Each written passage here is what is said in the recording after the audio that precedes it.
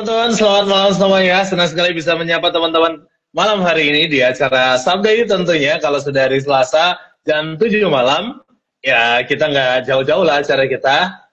Pasti di live Instagramnya Sabda Yot. Oke, nah pembahasan yang menarik untuk sepanjang bulan September ini karena di minggu terakhir di bulan September dan hari terakhir banget kita ngebahas satu topik yang menarik. Kalau teman-teman perhatikan di pojok kiri atas itu ada topik yang kita angkat ya untuk menutup seluruh rangkaian tema teknologi kita ya, Kingdom Creator. Oke, tentunya aku nggak sendirian dan di sini rekanku yang sudah ready. Oke, nggak usah lama-lama, kita mau kenalan dulu dengan para guest kita ya, teman-temanku yang menemani aku ngobrol malam hari ini. Dari Anas dulu ke Tony terus Mbak Santi, silahkan.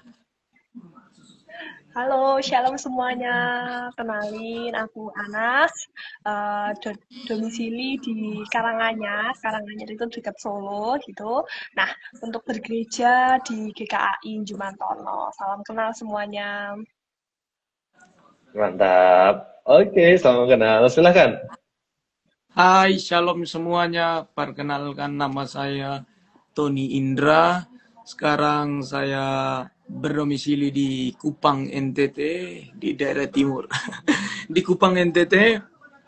Dan kalau gerejanya saya di gereja Gemit Shalom Airnona Kupang. Mantap. Nyong Kupang. Oke, Mas Santi, silakan.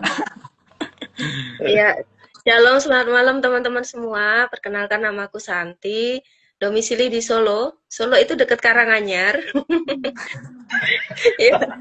ya, saya pelayanannya di Sabda dan bergereja di GBI Kepuntan. Iya, oke. Salam kenal semuanya. Dan aku Ray, teman-teman, aku yang jadi host dan juga guest juga ya di Sabda Youth ini. Salam kenal teman-teman, aku domisili di Kediri. Kediri itu antara Solo dan Kupang gitu ya.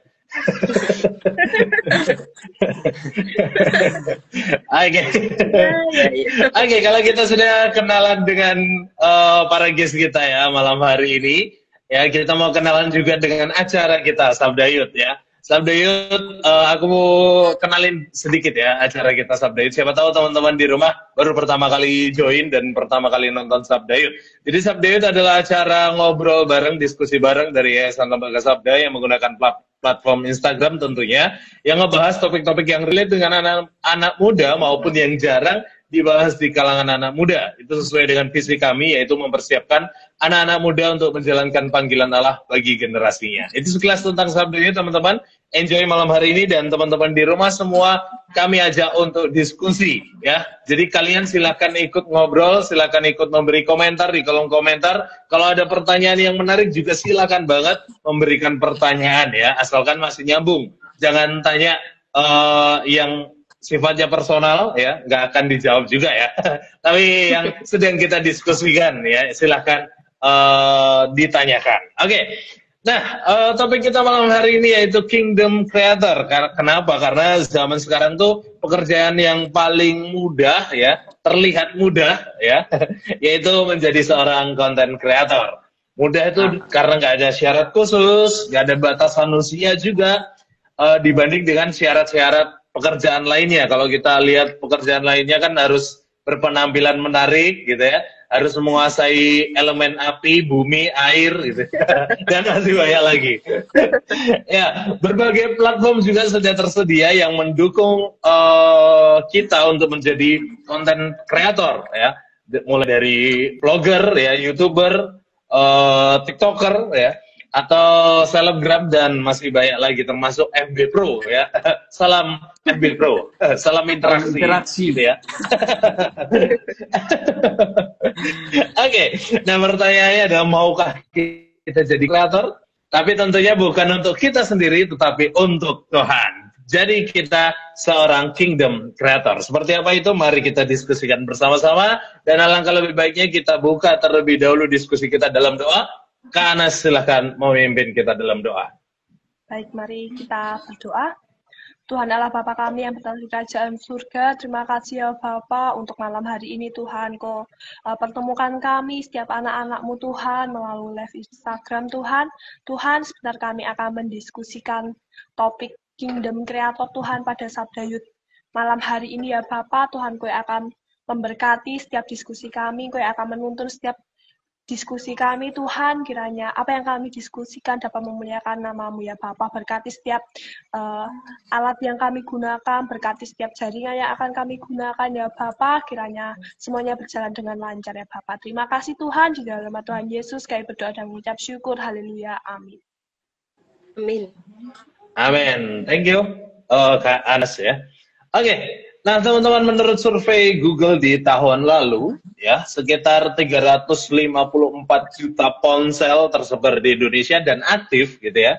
Angka ini praktis menunjukkan bahwa setiap orang di Indonesia khusus ya, hampir pasti punya HP aktif.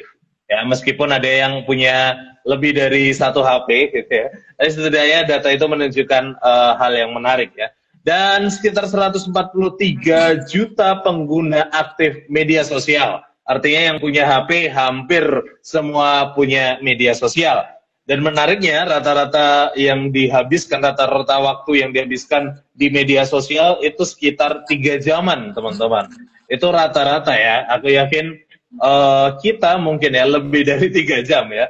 Ya, yang lebih seru sebenarnya teman-teman, dari 143 juta pengguna medsos itu hanya sekitar 17 juta ya yang menjadi konten kreator. Nah, artinya ada sekitar 126 jutaan pengguna lainnya itu bukan kreator, yang bisa kita sebut itu sebagai konsumen digital. Nah, berkaitan dengan hal itu nih, apa sih sebenarnya yang dimaksud dengan konsumen digital? Silakan. Nah, kalau dari aku ya Kak, dari kata konsumen digital, dari kata yang pertama konsumen itu merupakan sebuah pelaku atau seseorang yang melakukan kegiatan konsumsi.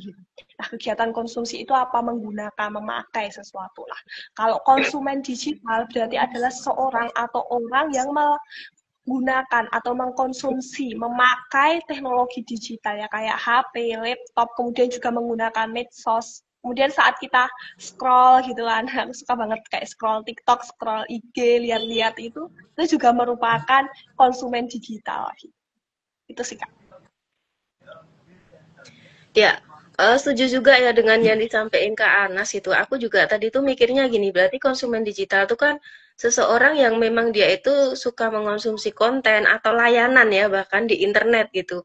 Ya. Jadi nggak cuman melihat, nggak cuman mendengar gitu ya, menonton gitu. Jadi lebih ke memang benar-benar menikmati gitu atau menyerap informasi yang dihasilkan oleh orang lain. Betul. Oh, keren nih menurut Kak Ana sama Mbak Santi nih. Konsumen digital kalau menurutku, atau konsumen konsumen digital di era media sosial ini bukan hanya tempat untuk mencari hiburan dan informasi, tapi di lain sisi konsumen digital ini juga tempat untuk mencari koneksi. Tapi teman-teman yang perlu kita ketahui bahwa sangat disayangkan bahwa ketika kita menjadi konsumen digital itu layaknya seperti pedang yang bermata dua. Karena kenapa saya bilang seperti pedang bermata dua? Konsumen digital ini, pelaku konsumen digital ini diperhadapkan dengan dua sisi. Layaknya ada sisi positifnya dan ada sisi negatifnya. Artinya konsumen digital ini harus mempunyai filter yang jelas. Ya, itu juga yang jadi tantangan atau ya jadi fakta di era sekarang ya bagi konsumen digital ya. Filternya kurang sehingga hanya menonton, membaca, mendengarkan, ya semuanya dikonsumsi gitu ya, positif, negatif gitu ya. Syukur-syukur ya mungkin kalau usia dewasa gitu ya, itu bisa memfilter dengan baik. Oh ini nggak boleh ya. Tapi yang anak-anak kan juga sekarang termasuk konsumen digital ya. Nah itu juga kan belum punya filter yang baik sehingga justru membuat yang dikonsumsi itu berdampak buruk. Itu sih. bener sih, kayak yang dikonsumsi apa yang ada negatifnya itu sebenarnya kayak tergantung dengan algoritma kita nggak sih Kak? Kayak apa yang sering kita tonton gitu. Kalau jadi kayak menurutku filternya itu ya dari kita sendiri. Kalau kita sering nontonnya yang positif, pasti dia akan menyajikan hal-hal yang positif. Tapi kalau sekali kita ngeklik negatif gitu, pasti yang keluarnya apa itu yang negatif gitu. Kayak aku baru-baru ini kemarin tuh juga sedikit sharing ya Kak.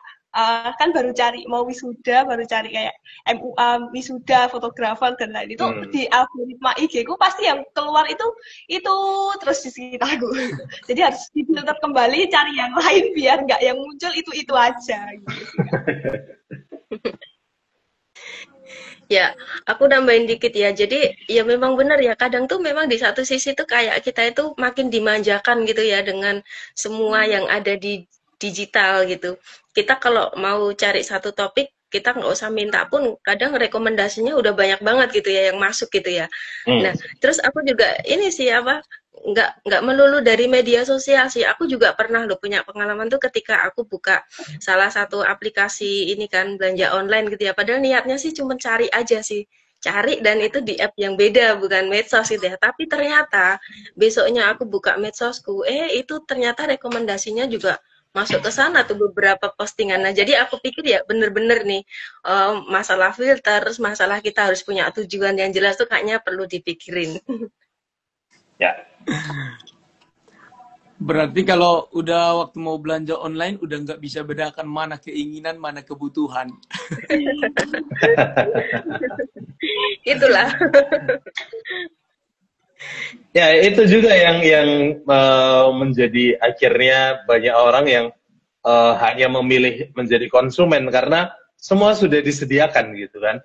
Kita nggak perlu membuat, tapi semua sudah tersedia. Kita terkadang lagi mikir apa, di medsos kita kayak nangkep apa yang kita pikirkan gitu ya.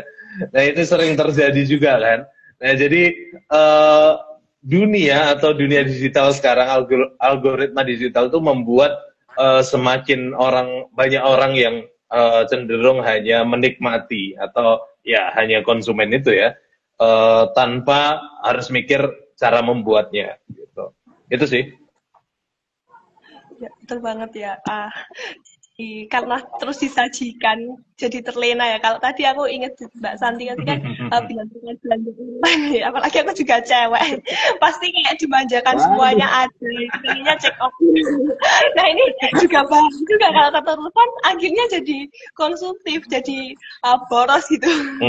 Jadi ada sisi negatifnya juga banyak. Harus kita filter dengan konsumen digital ini. Betul. Bagaimana kita menjadi konsumen digital yang bijak.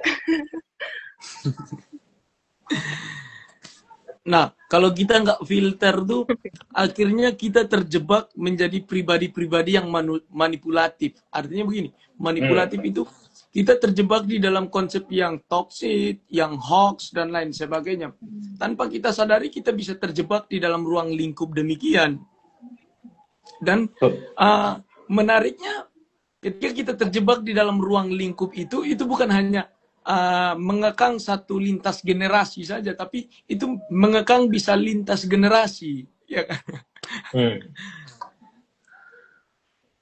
Ya, sepakat sih tentang hal itu ya. Kayaknya atau bisa dikatakan merusaknya tuh merusak semua lini gitu ya, dan semua generasi. Intinya pengguna medsos gitu ya. Jadi nggak hanya kayak tadi yang gue bilang, kalau anak-anak cenderung nggak punya filter, tapi orang tua pun bisa kena dampak negatifnya gitu. Kayak orang tuaku beberapa waktu lalu gitu ya, beliau tanya ke aku gitu ya, pas aku juga duduk di sampingnya beliau nonton video YouTube ya, video-video AI gitulah, bantuan khusus untuk lansia gitu. Nah, papaku langsung tanya, ini gimana Raya? Aku tanpa harus melihat videonya, cuman mendengar aja, palsu, udah aku bilang gitu langsung. Ya, tapi itu jadi fakta di zaman sekarang gitu. Kalau menjadi konsumen digital itu membawa dampak kita untuk terjebak di berita-berita hoax, nggak tahu mana yang benar, mana yang salah. Apalagi AI zaman sekarang kan, wah, ngeditnya luar biasa gitu. Itu sih yang gue lihat juga. Ya, nambahin dikit aja ya. Cuman tadi tuh kayaknya kesannya tuh konsumen digital tuh kok kayaknya apa ya, Negatif ya. cenderung kayak negatif gitu ya. Tapi aku tuh kepikiran konsumen digital tuh bisa jadi mereka nggak cuman pasif ya, tapi mungkin juga ada yang aktif gitu ya. Jadi Hmm. sembari Heeh. mereka menikmati, sembari mereka melihat gitu, pasti adalah trigger-trigger gitu ya di pikirannya. Wah, ini bagus nih kontennya. Oh, ini. Jadi bagi aku mungkin ini konsumen-konsumen yang kalau bahasa Jawa tuh meletek Pintar. gitu ya, atau ya Melekat. maksudnya ada sisi kritisnya gitu. Jadi ya bisa jadi konsumen digital nggak semuanya tuh pasif banget gitu ya. Betul. Terima aja Ya. gitu. Atau smart people Benar. ya. Yang sering Iya. kita dengar. Kadang kita bisa menaikkan personal branding kita juga kan melalui apa media digital ini kan. Iya. Tuh. Betul juga kan Anas tadi angkat juga tangan. Silakan. terkait Pak, yang positifnya ya Kak. Tadi kan bisa negatif melalui menjadi konsumen digital itu juga kadang bermanfaat bagi kita. Kita juga dapat info gitu, info yang menarik, info yang Benar. berguna. Kayak gitu misalnya ada cara atau tips menggunakan apa atau sesuatu hal yang bermanfaat bagi kehidupan kita kayak hack-hacks atau DIY apa kayak buat suatu kerajinan atau apa itu bisa dibuat dari konsumen digital. Juga sekedar sharing itu kalau di rumah itu mamaku tuh kan juga sekarang pakai YouTube atau itu bisa melalui YouTube mamaku jadi konsumennya itu bisa membuat dari misal dari sampah plastik terus dijadiin sebuah barang yang bermanfaat gitu. Itu merupakan hal yang positif juga jadi konsumen Iya. digital. Betul. Ya, itu banyak sekali sebenarnya memang positif ya gitu. Walaupun kita banyak ngebahas negatifnya juga ya, tapi aku masih yakin positifnya juga banyak. Seperti Kak Benar. Yus sampaikan nih, Yus Marlan. Aku biasanya scroll buat cari inspirasi, Kak. Nah, syukur-syukur Ya, inspirasinya betul. untuk dilakukan gitu ya. Terkadang, ya ini sisi negatifnya lagi. Aku kayaknya banyak negatifnya deh. Kalau inspirasi mentok mentok diinspirasi tanpa aksi itu kan ya repot juga ya. Tapi itulah yang terjadi ya. Cenderung oh aku terinspirasi, udah tapi selesai gitu. Nggak membuat lagi. Akhirnya ya repot ya. Terjebak di konsumen lagi. Itu sih.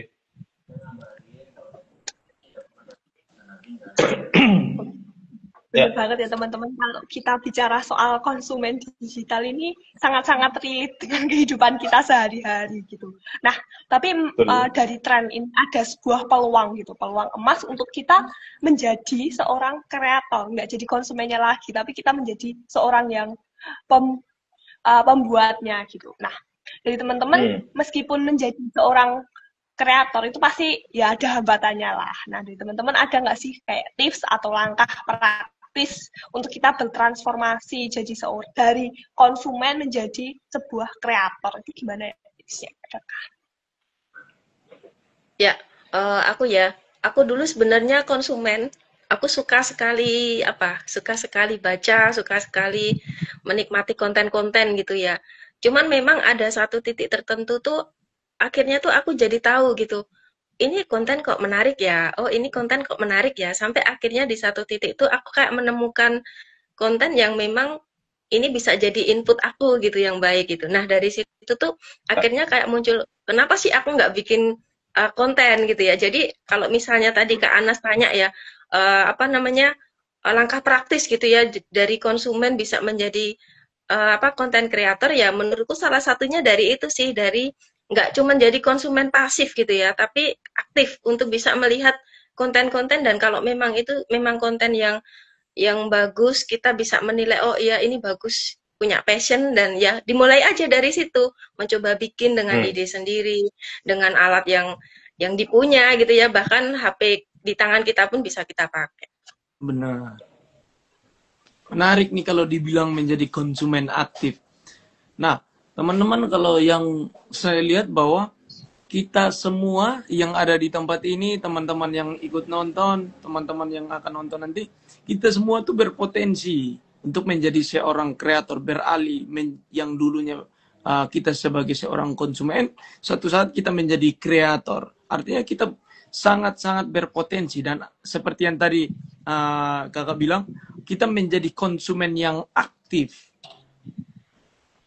Kita menjadi konsumen yang aktif itu dimulai dari apa? Dimulai dari kekonsistenan. Konsisten kita untuk membuat konten supaya terbaca algoritma di media sosial kita, agar makin relate dengan target market kita atau target audiens kita gitu.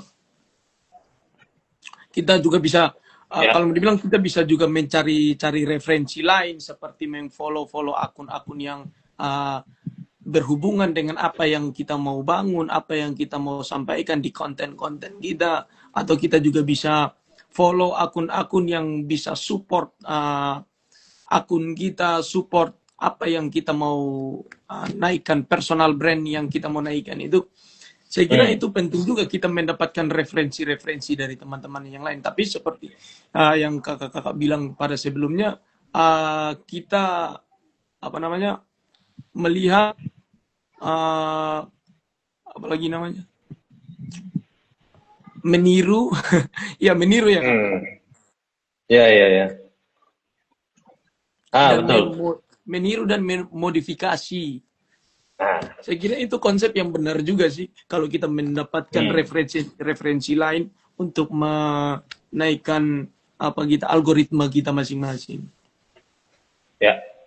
Ya betul. Tapi menurutku juga hal yang mendasar ya untuk mengubah dari konsumen jadi kreator itu kan bukan hal yang mudah sebenarnya. Apalagi kalau mungkin kita pemalu ya kan, atau mungkin kita nggak pede untuk jadi kreator ya, meskipun hanya teks, mungkin blogger gitu ya, kita malu apakah tulisanku baik atau segala macam gitu ya. Ya sebelum jadi kreator itu sendiri, menurutku hal yang bisa kita lakukan adalah jadi kurator ya, atau mengkurasi gitu ya, dari bahan atau yang tersedia. Coba share dan berikan sedikit komentar terkait hal itu, gimana pendapat kita, gimana opini-opini kita, atau insight-insight yang kita dapatkan, atau sebatas men-sharingkan berkat yang kita dapatkan dari konten tersebut. Itu kan juga bagian dari mengkurasi ya, dan itu bisa kita lakukan ya sebelum kita meng-create sesuatu atau jadi kreator itu sendiri. Itu sih. Ya sih, setuju sama Kak Re. Itu merupakan langkah awal yang bisa kita lakukan. Kadang mau komen pun juga malu ya. Yang sering dialami pasti mau komen, nah nanti komenku dibaca banyak orang, nanti ketahuan temenku gimana, nanti aku dikatain ini gimana. Seperti itu biasanya. Nah, yang paling bisa dilakukan ya dengan melakukan langkah kecil dan berusaha cuek ya, bisa dibilang ya, kalau kita mau hal itu, berusaha cuek dan nggak usah mikirin yang lainnya dulu, ya udah mulai aja dulu, jalani aja dulu. Nah, nanti tanggapan yang lain itu ya udahlah, dihiraukan dulu. Kalau misal tanggapannya negatif, kalau tanggapannya positif kan pasti bisa membuat kita semangat gitu, bahkan bisa kayak temennya jadi ikut kayak gitu, oh seru juga ya, kayak gitu sih langkah kecilnya. Terus kalau misal kadang juga ada kendala nggak sih, kayak kita bingung kita mau mulai apa ya, misal udah jadi kurasi yang kayak di Kak Re katakan, terus kita bingung, aku pengen buat konten sih sebenarnya, tapi aku bingung konten apa gitu. Tadi kayaknya sudah di-notice juga sama Kak Tony gitu, bisa dilakukan dengan kayak metode ATM gitu, yaitu amati, tiru, dan modifikasi gitu. Jadi kita mengamati hal-hal yang kita suka. Misal aku tertarik hal ini nih, diamati dulu, terus ditiru caranya bagaimana ya, konsepnya gimana, terus baru dimodifikasi. Nah, yang poin ketiga ini merupakan syarat seorang kreator ya menurutku ya, untuk memodifikasi, enggak langsung bahasa Jawanya itu menjiplak plak gitu, meniru 100% gitu, nggak boleh, tapi harus kita modifikasi sesuai dengan branding kita gitu, sesuai dengan keinginan kita, sesuai dengan personal kita, jangan orang lain yang jadi patokan gitu sih kalau aku. Betul. Ya, aku setuju juga gitu dengan yang disampaikan teman-teman gitu ya. Jadi kalau misal mau memulai susah gitu ya, karena ada rasa malu atau atau mungkin jarang berpendapat atau apa itu kok kayaknya urusannya udah dengan mental gitu ya. Berarti kan kalau ngomongin perubahan dari konsumen untuk menjadi konten kreator itu kan kayak ya ini satu proses transformasi gitu ya, dari yang biasanya kita cuma nerima. Nah, ini kita tak dilatih gitu untuk kita itu nggak membagikan gitu kan ya, apa yang ada di pikiran kita atau apa yang kita alami gitu. Nah, cuman menariknya tuh tadi yang disampaikan Kak Tony gitu ya, tadi kan ngomongin tuh tentang konsistensi gitu ya. Kadang itu yang bikin orang itu susah melangkah itu gini, waduh, nanti aku bikinnya kalau cuman kayak gini nanti orang akan komentar apa nih atau apa, kadang tuh kayak gitu ya. Jadi akhirnya kayak orang tuh bingung, aku mau bikin satu yang benar-benar sempurna gitu, tapi padahal bikinnya sampai 2 bulan gitu, apa lama banget gitu ya. Jadi mungkin salah satu tipsnya juga gini, masalah konsistensi, buatlah semampu yang kamu bisa gitu, tapi konsisten gitu, karena ternyata pengalaman dalam kita berkreasi itu pun pasti juga akan meningkat gitu ya. Jadi kok sempurna duluan ya nggak akan sempurna gitu. Itu aja sih tambahannya. Betul sekali. Ya, nyambung dan berkaitan dengan hal itu, aku baru banget nonton kontennya Kak Elsa, ya. Beliau juga pernah jadi guest di Sabda Youth kita, ya. Itu menarik berkaitan beliau berbicara tentang asumsi. Sering sekali kita berasumsi bahwa orang lain nanti beranggapan seperti apa, dan ya asumsi itu yang kita bangun membuat kita justru nggak bergerak apapun atau bergeraknya lama ya. Jadi ya hindari asumsi itu juga ketika kita terjun jadi konten kreator khususnya. Dan terlebih kita harus ingat dan harus sadar gitu bahwa Tuhan itu memberi kreatif kepada kita. Aku teringat ketika Allah menciptakan Adam ya, di mana Allah memberi tugas kepada Adam untuk memberi nama-nama hewan gitu. Berilah nama-nama hewan. Kalau manusia nggak punya kreatif, kayaknya hewan-hewan yang kita lihat sekarang akan namanya macan semua gitu ya, karena nggak punya kreatif ya, atau burung semua gitu. Tapi justru karena punya kreatif gitu kan, sehingga Adam bisa memberi nama-nama hewan dengan berbagai nama, berbagai jenis, berdasarkan jenis juga, dan itu sangat menarik. Tingkat kreativitas yang murni dari Tuhan tuh selalu ada. Nah, teman-teman dan semua kita, kalau dipikir-pikir menjadi kreator itu nggak sesulit yang dibayangin loh. Nah, punya alat sederhana, alat yang seadanya aja sudah cukup untuk kita memulai. Nah, memang kreator zaman sekarang tuh punya tantangan yang berbeda-beda di tiap platformnya, betul nggak?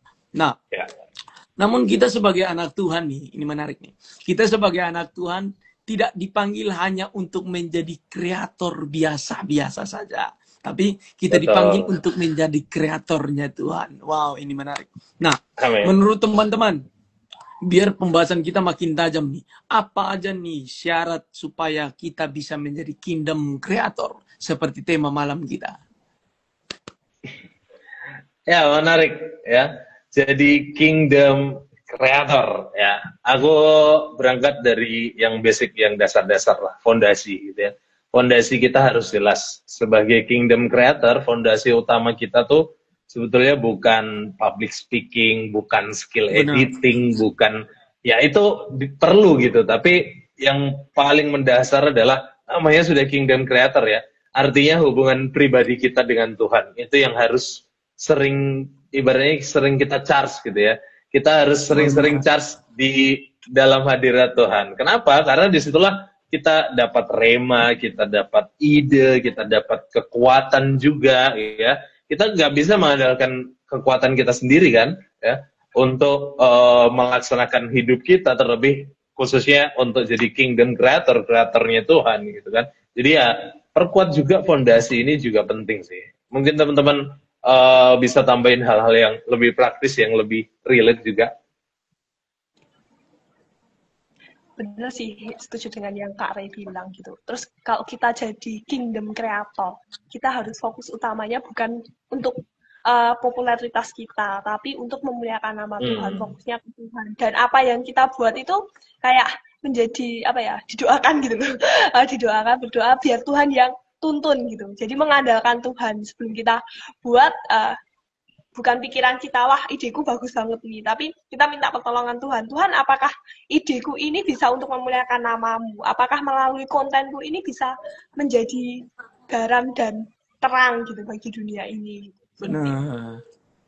Itu sih. Ya, Menemukan panggilan lah gitu ya, Kak. Betul. itu dia. Ya, aku setuju juga gitu ya dengan Rea tadi yang bilang tentang apa pentingnya juga motivasi gitu ya. Terus aku juga kepikiran gini, jadi kalau misalnya jadi kingdom creator itu berarti kan urusannya tuh bukan cuman soal teknis aja ya. Tadi udah teknis apapun lah atau skill gitu ya.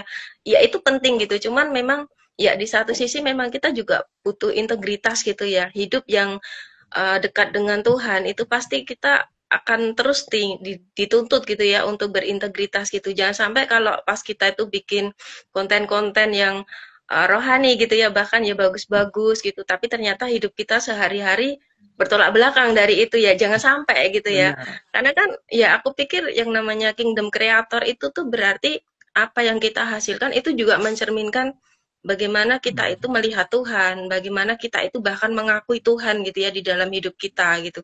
Jadi jangan sampai jadi kontra gitu konten kita dengan kehidupan kita. Ya. Jadi di satu sisi mungkin apa namanya otentik ya. Kita harus otentik juga di situ. Betul. Benar-benar. Ya, aku ya teman-teman nambahin juga nih ya. Ini ada komentar dari Kak Jen Sukamto. Susah Kak? Susahnya bagian apa Kak? Boleh di-sharingkan untuk kita. Mungkin kalau bisa kita diskusikan bersama-sama juga ya. Ya, berbicara tentang tadi ya, untuk terjun ke Kingdom Creator. Ya, sebagai content creator pasti kita akan bersinggungan dengan followers, viewers, likes, dan segala macam ya. Mungkin ketika kita pertama kali terjun, dan ada satu konten yang meledak gitu ya, sehingga menghasilkan views yang banyak, like yang banyak, komentar pun banyak, itu akan menstimulasi diri kita untuk terus mengejar hal itu. Sehingga ketika di konten berikutnya nggak semeledak sebelumnya, kita cenderung akhirnya, ya aduh gimana lagi ya supaya banyak kontenku bisa meledak gini. Nah, gimana nih dari teman-teman?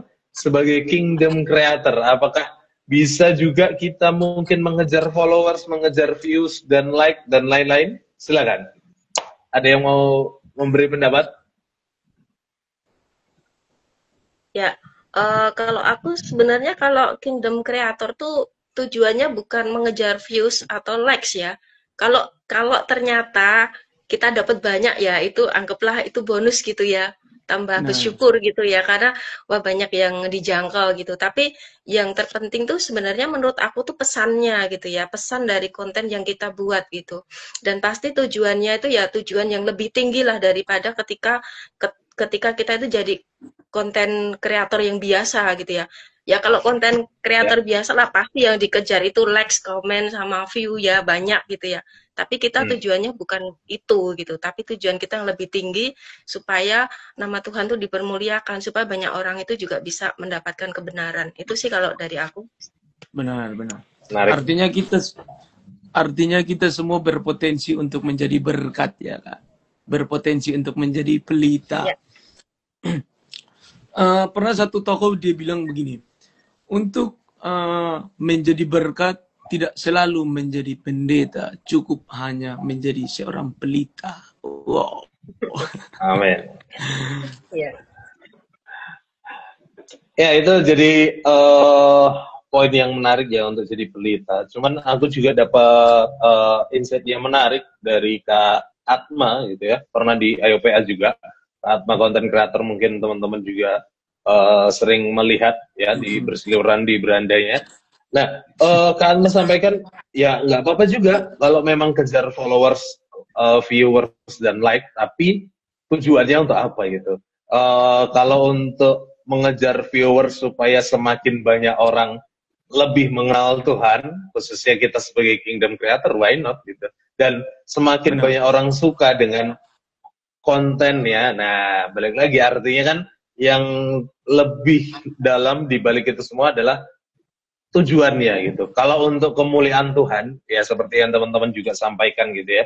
Kalau memang tujuannya untuk kemuliaan Tuhan, ya dan itulah yang harusnya kita miliki ya sebagai kingdom creator, bahwa tujuan kita tuh layanan, kemuliaan Tuhan, jiwa-jiwa gitu ya. Semakin banyak kita menjangkau kan semakin baik. Tentunya bukan untuk kita, tapi untuk Tuhan. Itu sih.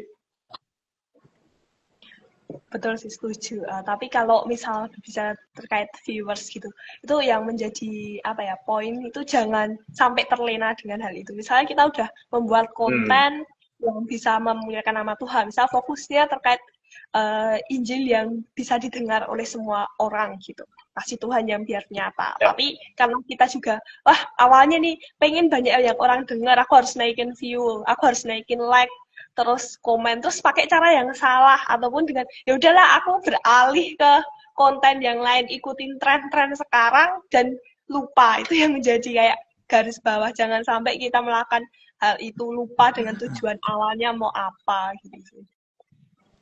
Ya, betul. Artinya panggilan adalah modal awal biar visi misi kita itu makin jelas. Betul. Itu dia. Iya, sama ini Ya, ya, terkadang ditambah silakan, Mbak. sama ditambah dengan ketekunan gitu ya, supaya yang kita Benar. hasilkan tadi ya konsisten gitu ya, supaya bisa berkelanjutan. Ya, aku ya teman-teman. Panggilan visi misi itu jadi hal yang penting sih, karena banyak orang ya terjun ke dunia konten kreator itu karena melihat sosok, gitu kan biasanya. Oh, melihat siapa gitu, Willy Salim mungkin ya. Jadi pengen jadi konten kreator. Ya banyak sekali yang seperti itu kan. Ya kita sebagai kingdom creator kan terjunnya harusnya visi misinya jelas. Itu panggilan untuk Tuhan untuk menjangkau jiwa-jiwa gitu ya. Jadi memang visi misi ini penting sih, bukan hanya melihat seseorang sosok gitu ya sehingga kita terpancing untuk jadi kingdom creator, tapi kita lihat panggilan Tuhan dalam diri kita seperti apa, sehingga kita juga bisa melakukan hal-hal yang tepat sebagai kingdom creator. Itu sih. Iya, berarti kan sebenarnya kalau menjadi kingdom creator itu sebenarnya nggak sesulit gitu ya, kalau nggak sesulit sama kayak kita itu jadi konten kreator yang biasa gitu atau pada umumnya gitu ya. Cuman kan tadi kita udah tahu nih syarat-syaratnya apa aja nih ya untuk bisa jadi kingdom creator gitu ya. Nah, cuman kan nggak cukup nih kalau cuma syarat-syaratnya aja. Berarti kan kita sebenarnya harus punya aksi nyatanya apa gitu kan. Kayak tadi aku lupa Kak Tony atau Kak Re yang bilang ya, dapat inspirasi terus tapi ya harus lakukan sesuatu gitu kan ya, jangan sampai berhenti gitu ya. Ya aku pikir ini mirip-mirip kayak gitu ya. Jadi sebagai kingdom creator kita itu harus beneran berkarya gitu ya. Nah, cuman aku penasaran sih, teman-teman punya ide apa gitu ya yang menarik gitu terkait ide-ide konten atau sesuatu yang bisa kita wujudkan gitu ya untuk kita itu bisa menjadi kingdom creator pada masa ini gitu. Ya mungkin bahkan punya pengalaman nggak apa-apa di-sharekan supaya jadi inspirasi buat kita semua.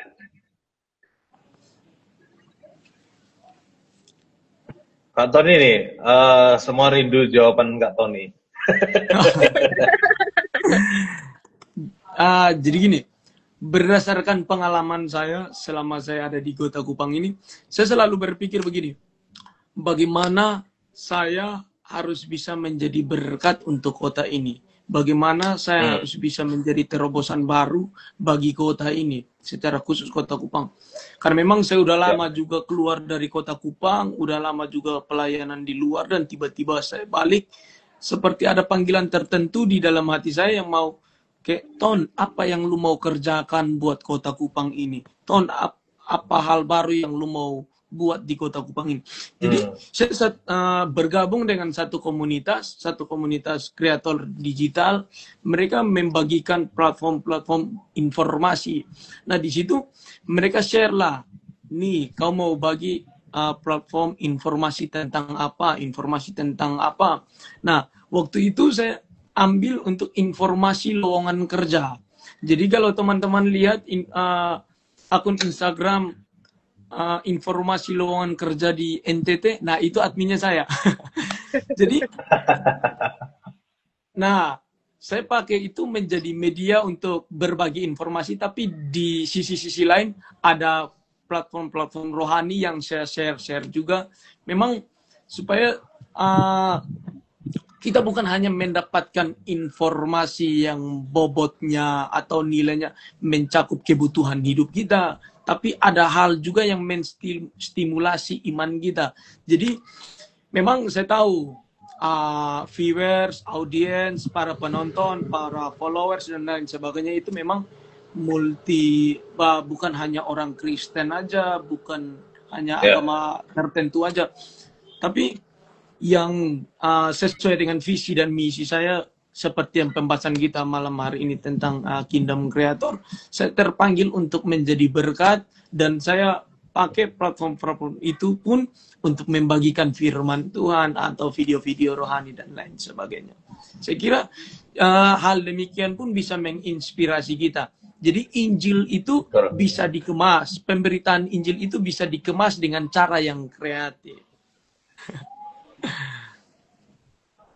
Ya, itu ya teman-teman, menarik sih kalau kita pahami panggilan kita.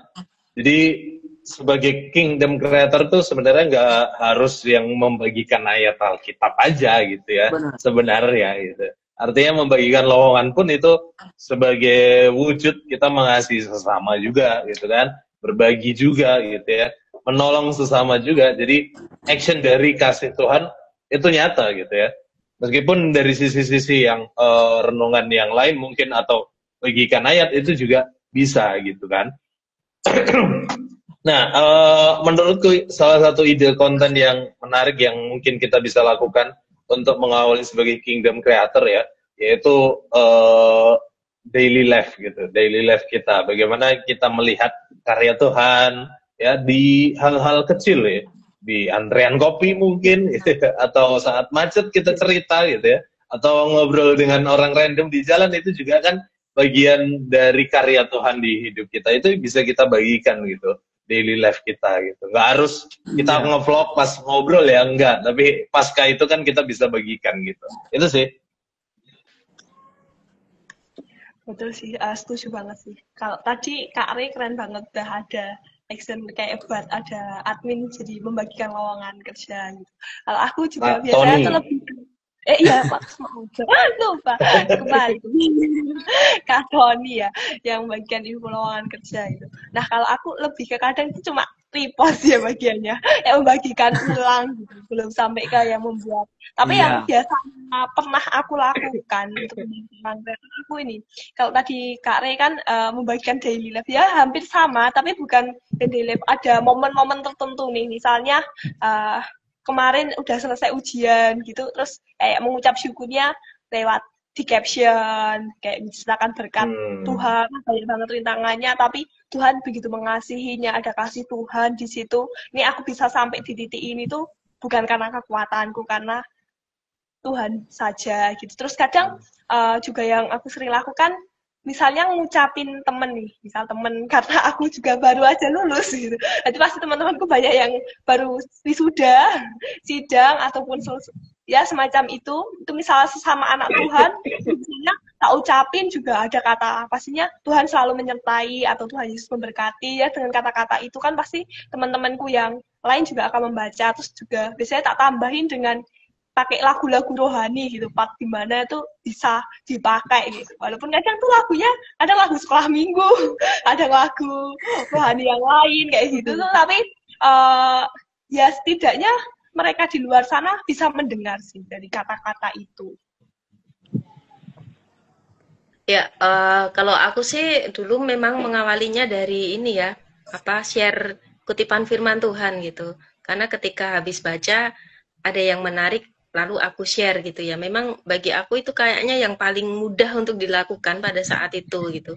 Terus yang lain tuh kayak misal nulis blog itu, apalagi kalau pas lagi patah hati, lagi kecewa, lagi pokoknya yang serba nggak enak lah, lagi tertekan gitu tuh kayaknya jauh lebih mudah gitu untuk menuliskan pergumulan.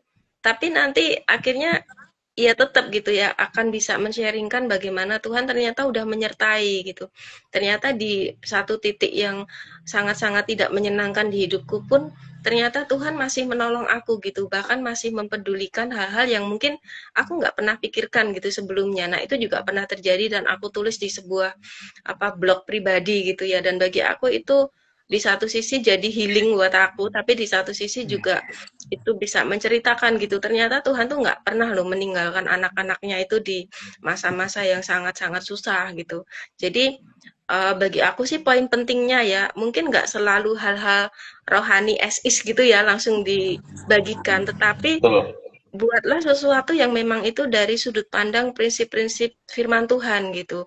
Bisa dengan kata Benar. yang parafrase kita, mungkin bisa dengan style kita, tetapi intinya poinnya itu tuh sesuatu yang memang itu benar gitu. Jadi bagi aku itu memang butuh kreativitas, dan tadi Re sudah tekankan ya, Tuhan yang memberi kreativitas gitu. Kalau emang kita mau menyampaikan sesuatu yang itu memang benar, minta sama Tuhan beri aku kreativitas. Tuhan, aku kok kurang kreatif ya, tapi aku mau nyampein ini, Tuhan tolong aku. Jadi jangan sampai kita itu melakukan dengan kekuatan sendiri atau mau-mau kita, tetapi aku pikir kingdom creator di sini ini juga perlu melibatkan Tuhan gitu di dalam prosesnya. Itu aja tambahannya. Betul. Betul sih. Nambahin dari Mbak Santi tadi, untuk kreativitas itu nggak selalu meniru 100% gitu. Kalau misalnya terpaksanya, aku tertarik dengan kata-kata ini, dengan kontennya ini, jangan lupa dikasih kayak sumbernya gitu. Oh, ini aku ambil. Jangan mengatakan itu menjadi milik kita gitu. Enggak. Jadi harus dikasih sumbernya yang jelas keterangannya. Kalau ini ngambil ya bilang aja ngambil dari ini. Kalau ini mengutip dari suatu misal kata-kata mau dibuat sebuah konten, ya kata-katanya itu kata-kata milik siapa harus kita cantumkan gitu. Ya itu juga yang menjadi pembeda antara kita dengan kreator biasa ya. Kalau kreator biasa mungkin pembelaannya ya kan sudah tersebar di internet, jadi sudah milik umum gitu ya, sehingga bebas dipakai siapa saja. Tapi kita sebagai kingdom creator ya, konten-konten kita tuh harus bisa dipertanggungjawabkan ya. Jika itu memang kutipan ya kita sampaikan kutipan ya, atau mungkin kalau kita memang mau mengambil ya kita izin gitu kan. Itu ciri khas kita kan sebagai anak-anak Tuhan, kingdom creator ya, kejujuran harus diutamakan sih.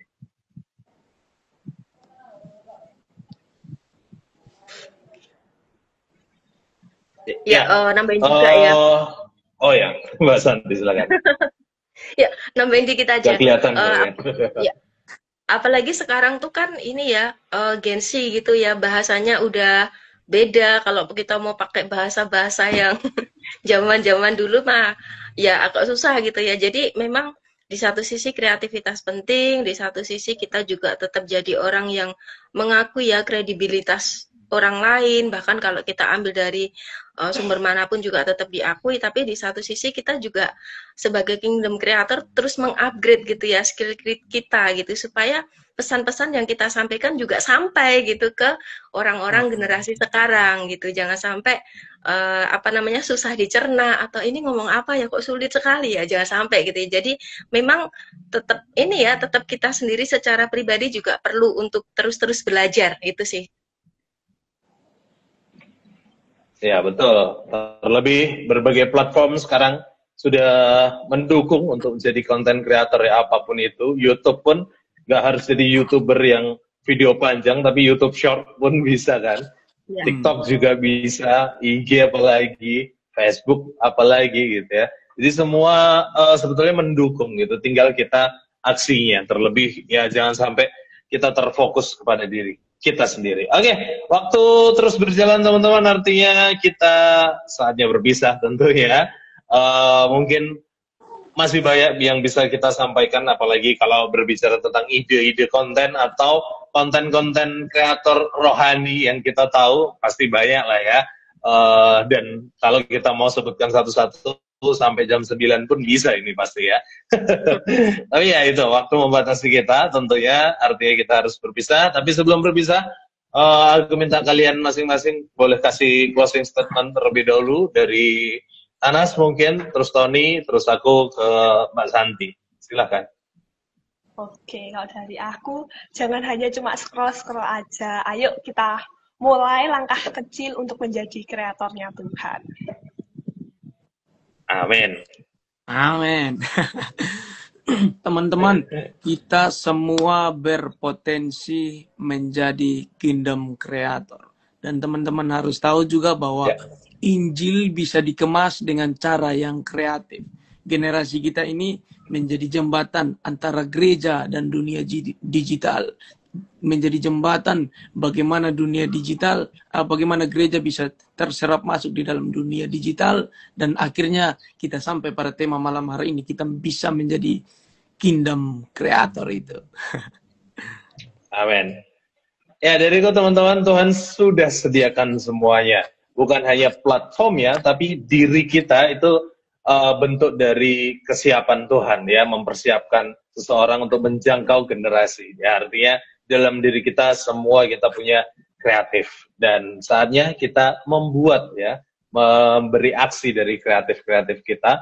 Jadilah kingdom creator, ya, jadilah konten kreatornya Tuhan di semua bidang kalian masing-masing, di semua bidang kita masing-masing. Saatnya beraksi, ya, berhenti scroll, mulai membuat konten. Silakan Mbak Santi. Ya, sebagai anak Tuhan, ya mari kita lakukan panggilan kita dengan menjadi garam dan terang, ya, di dunia digital, dengan menjadi kingdom creator. Jangan hanya menikmati, jangan hanya bikin, tapi juga doakan apa yang kamu bikin supaya itu menjadi berkat bagi orang-orang yang akan melihatnya, membacanya, menontonnya, gitu ya. Dah, itu aja. Amin. Ya. Oke, ya teman-teman, kita harus segera berpisah sebelum kita berdoa. Ada beberapa hal pengumuman, ya. Yang pertama, topik minggu depan, ya, minggu depan kita masih berjumpa di Sabda Youth, ya, dengan tema yang baru karena kita memasuki bulan yang baru, bulan Oktober. Temanya keluarga dan topiknya home or just house, ya. Menarik, ya. Jadi stay tune di minggu depan, di hari yang sama, di jam yang sama, di platform yang sama, Instagram dan Instagram Sabda Resources. Follow supaya nggak ketinggalan. Terima kasih untuk semuanya, untuk Anas, Tony, Mbak Santi, dan juga teman-teman di rumah yang sudah ikut berdiskusi, memberikan komentar. Maaf jika ada yang terlewat, dan kita masih menunggu kalian di minggu depan. Ya, oke ya? Oke, dan juga dari Sabda ada acara yang menarik, yaitu AI Expo, ya. Mengejar excellence. Silahkan cek media sosial Sabda untuk mendapatkan informasi khususnya untuk AI Expo ini, dan silahkan join untuk kita dapat belajar bareng dan mungkin action bareng, ya, untuk tentang AI ini. Oke, kita tutup dalam doa. Kak Tony boleh menutup kita dalam doa, silahkan. Yuk teman-teman, semua kita menghadap Tuhan di dalam doa. Bapa di dalam kerajaan sorga, terima kasih untuk malam hari ini, kesempatan yang luar biasa untuk generasi kami bisa belajar bagaimana menjadi kingdom creator, bagaimana menjadi berkat, bagaimana berupaya dengan totalitas hidup kami mempermuliakan nama Tuhan di era digitalisasi ini. Bapa di dalam kerajaan sorga, kami tahu potensi-potensi itu sudah Tuhan taruh di dalam pribadi lepas pribadi di dalam diri kami, maka malam hari ini kami berdoa melalui pembahasan-pembahasan yang sudah kami bahas di malam hari ini, semoga menstimulasi semua para penonton dan semua kami yang terlibat di dalamnya agar sungguh-sungguh mempunyai visi dan misi, sungguh-sungguh mempunyai panggilan tertentu di dalam hati kami agar kami sungguh mempermuliakan nama Tuhan melalui media-media atau platform-platform digital ini. Bapa di dalam kerajaan sorga, Tuhan terus memberkati setiap kami pribadi lepas pribadi yang ada di tempat ini, dan semua teman-teman yang mendengar dan yang menonton malam hari ini, biarlah di dalam kehidupan kami dan melalui kehidupan kami, sungguh hanya nama Allah saja yang dipermuliakan. Ini menjadi doa kami, ini menjadi harapan kami. Di dalam nama Kristus Yesus, Allah kami yang hidup. Amin. Amin. Thank you teman-teman. Sampai jumpa lagi. Bye-bye. Thank you sekali lagi. I forgot. Salam. I forgot. Tuhan berkati. Tuhan berkati.